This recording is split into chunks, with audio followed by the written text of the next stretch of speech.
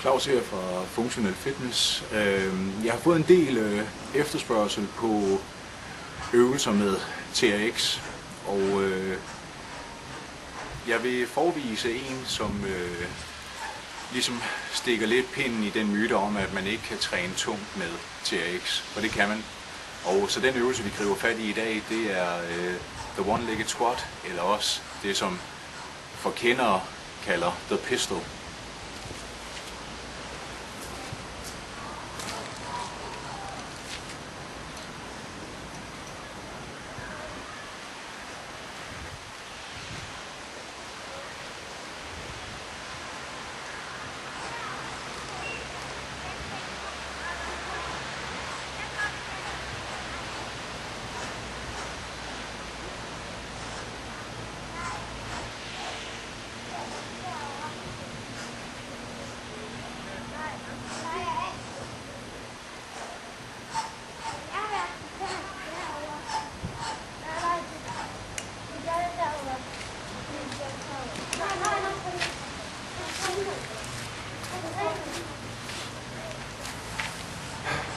For jer, som gerne vil lægge mere vægt på den her, så kan man vælge at indlægge der Cossack Dance, og det er, hvor man simpelthen hopper fra venstre og højre skiftevis, og så dermed får et lille hop på enden af hver udstrækning af benet, og skifter direkte over til modsatte.